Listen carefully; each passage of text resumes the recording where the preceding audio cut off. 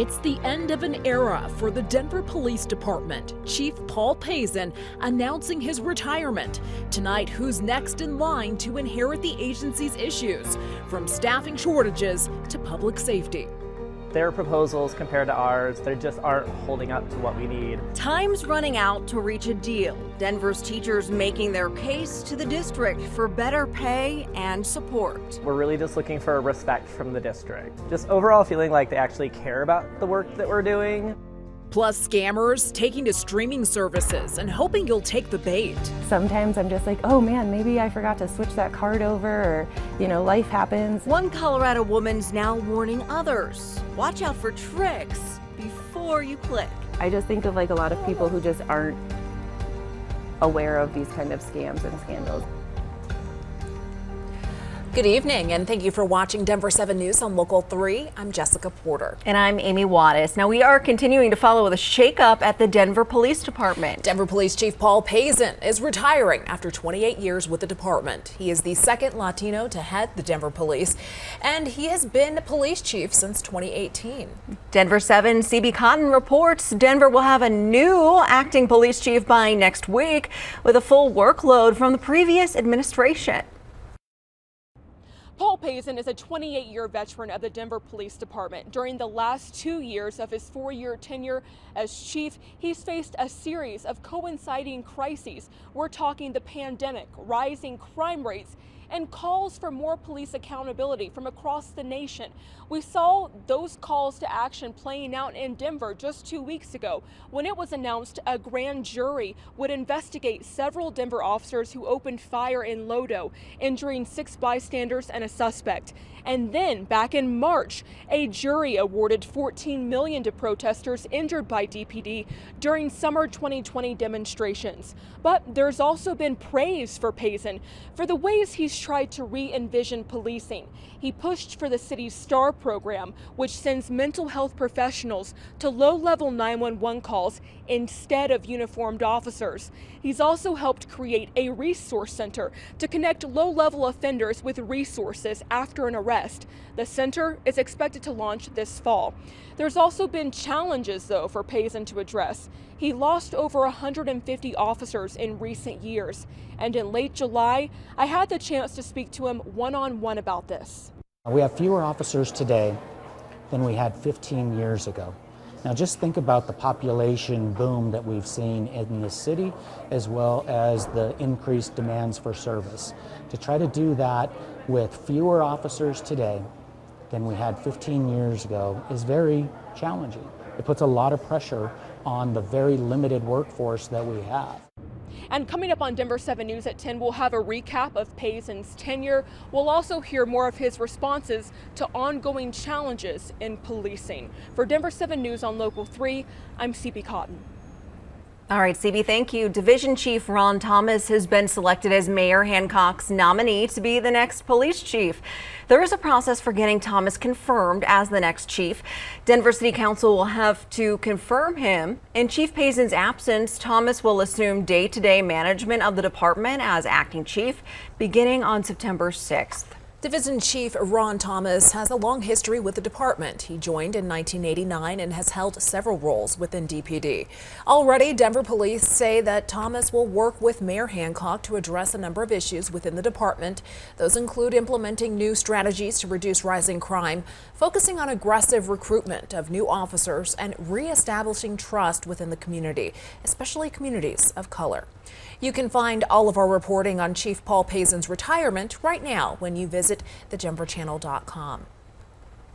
A 17-year-old girl has a long recovery ahead of her after a shooting outside an out-of-control house party early Sunday morning. Angelique, who doesn't want us to use her last name, was one of 4 people shot outside the home along West 42nd Avenue in Denver. She says the party was supposed to be small, but it quickly exploded. She recalls a teen making threats to shoot someone, but never imagined she'd be in the crossfire. She now has a metal rod going down her leg and screws near her ankle to keep it in place. I'm living with metal parts in me now. I told myself I'll give this party a shot and I'll attend this little kickback, but I did not expect it to turn out like that. Denver police have not made any arrests in this case. If you have any information, give Metro Denver Crime Stoppers a call. Official charges have been filed against the man accused of shooting a 13-year-old boy as he was being driven home from school by his mother in Denver. We spoke to Cameron and his mom last week. Cameron has autism and his mom is worried what kind of impact this will have on him. Denver's district attorney charged 22-year-old Cottrell James with 2 counts of first-degree attempted murder today. Cameron's mom says James was in the middle of the street yelling and she had to drive around him to avoid hitting him. That's when she says he shot into her car.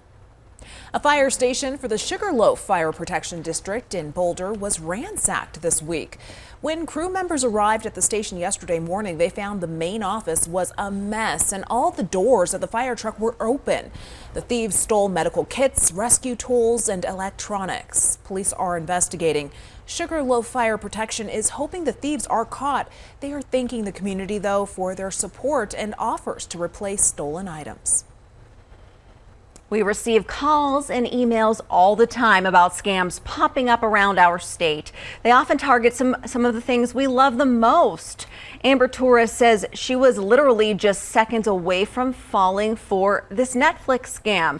She says she clicked on a link she received over text and was about to enter her credit card information in, but soon realized something seemed off. This is the text Amber Torres says she got a few days ago. A text that read, "We are unable to process your payment. Update your billing information at this link to regain access to your full account." So I clicked on it and it took me to a Netflix link. A click that took Torres to what she initially thought was her Netflix sign-in page. Because at first I did put my actual password in, and then I clicked to the next screen, and that's when I had noticed, the foreign phone number, the weird website URL at the bottom.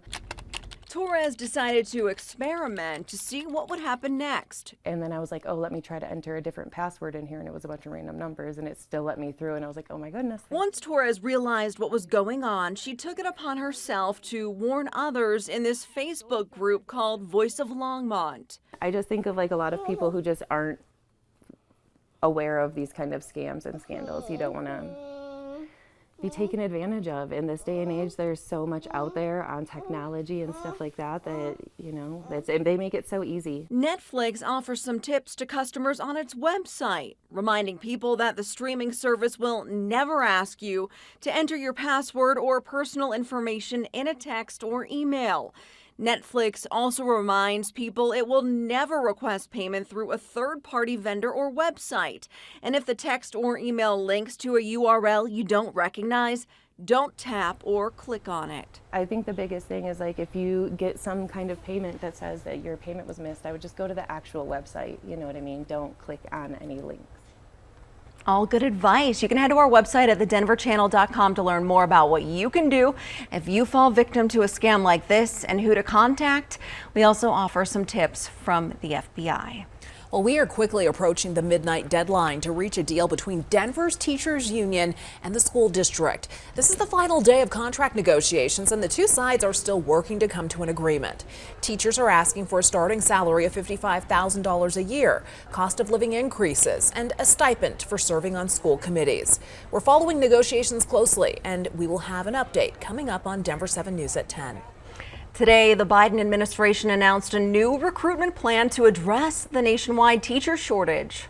There are so many other future educators out there who want to teach, but decide against it or decide to leave. If we want educators to be able to do what they do best, we have to give them the pay and the support that they need. The White House is teaming up with several job search companies to help districts fill jobs. Indeed will host virtual hiring fairs for teachers and other school staff. Handshake, which helps college students find work, will reach out to undergrad students in education. And ZipRecruiter has a new online job portal specifically for K through 12 teachers. The White House also is urging state and local leaders to use money from the American Rescue Plan to boost teacher pay. Well, over the last couple of months, here at Denver 7, we were able to distribute thousands of books to kids, thanks in part to your donations to the If You Give a Child a Book campaign. Right now, we're asking you to help out again so we can provide even more books in the weeks and months ahead. Log on to denver7.com/giveitbook, and if you are able, let us know how much you're willing to give. We appreciate your help with this. For just $5, you provide one book for a Colorado child in need. We had another day of 90s and a whole lot more on the way. Aging Coloradans can't beat this heat. This is a really high-risk time for them. No air conditioning and no relief. Now this Denver woman says her well-being is at risk. I'm thinking about trying to live. That's what I'm doing.